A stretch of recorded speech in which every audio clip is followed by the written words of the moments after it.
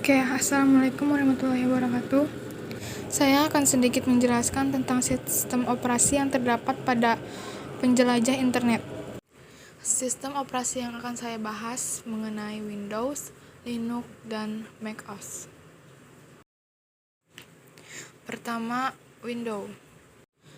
Windows merupakan sebuah sistem operasi yang diciptakan oleh Microsoft, di mana sistem operasi ini menyediakan antarmuka grafis (CGU) atau Graphical User Interface agar lebih mudah dioperasikan.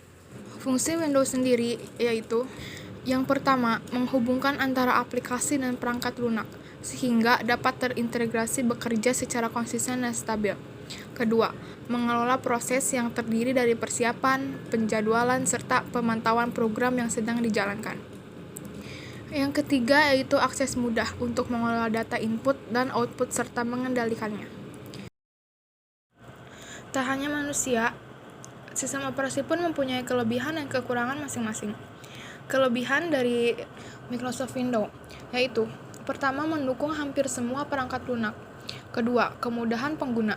Ketiga, mendukung sistem partisi. Dan keempat, mendukung aplikasi Office yang ramah pengguna. Tak hanya mempunyai banyak kelebihan, Microsoft Windows juga mempunyai kekurangan, yaitu rentan terkena virus. Yang kedua, terlalu sering update. Dan yang ketiga, mudah dihack. Lanjut ke sistem operasi berikutnya. Di sini juga ada Linux. Linux merupakan sebuah nama sistem operasi berbasis Unix yang didistribusikan kepada publik dan memiliki GNU, General Public License atau GPL, secara gratis. Linux juga mempunyai fungsi sebagai multitasking atau sistem operasi yang dikelola pengguna. Sistem operasi ini dapat menjalankan program secara bersamaan tanpa menimbulkan masalah. Yang kedua, multiprocessing. Sistem operasi ini dapat menjalankan prosesor dengan berbagai macam CPU secara bersamaan.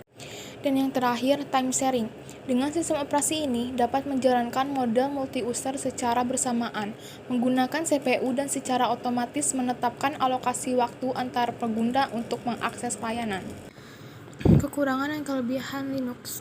Kelebihan Linux yaitu: yang pertama, open source dan gratis. Maksud dari open source adalah sumber kode yang ada di dalam Linux dapat dilihat oleh setiap penggunanya, sehingga dapat memungkinkan mereka untuk melihat cara kerja sekaligus mengembangkan sesuai kebutuhan maupun keinginan.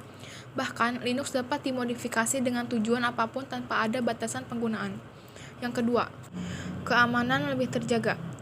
Dan yang ketiga, ringan. Ringan di sini bukan berarti ringan dapat dibawa kemana-mana, tapi Linux masih cenderung menggunakan command line melalui perintah teks untuk membuka aplikasi maupun menjalankan beberapa fitur dan aktivitas.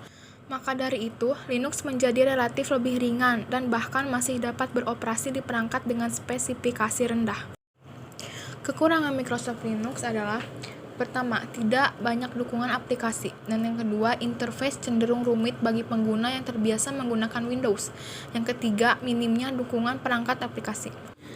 Lanjut ke sistem operasi yang terakhir, macOS. macOS atau yang sebelumnya disebut OS X adalah sistem operasi dengan antarmuka grafis yang dikembangkan dan didistribusikan oleh perusahaan Apple. Sistem operasi ini disediakan untuk komputer Macintosh. Sistem operasi ini pertama kali dikeluarkan pada tahun 2001. Fungsi dari macOS yang pertama adalah menyediakan antarmuka bagi pengguna. Kita dapat berinteraksi dengan peranti lunak melalui antarmuka atau user interface.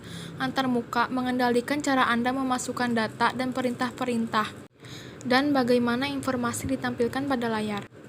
Yang kedua, mengelola program. Beberapa sistem operasi mendukung penggunaan tunggal dan hanya menjalankan satu program dalam satu waktu. Yang terakhir, pengguna dapat memaksa eksistensi yang menunjang kinerja. Kelebihan dan kekurangan dalam macOS. Kelebihan, yang pertama, dapat dijalankan pada semua sistem operasi. Dan yang kedua, eksklusivitas yang luar biasa menjadi macOS lebih terjamin kualitas dan support untuk kedepannya. Kekurangan macOS. Yang pertama, tidak dapat digunakan pada perangkat lain selain keluaran Apple. Dan yang kedua, hanya cenderung untuk kegiatan grafis dan tidak mendukung untuk kegiatan game. Dan yang terakhir, harganya tergolong mahal. Sekian dari saya, mohon maaf bila ada kesalahan. Wassalamualaikum warahmatullahi wabarakatuh.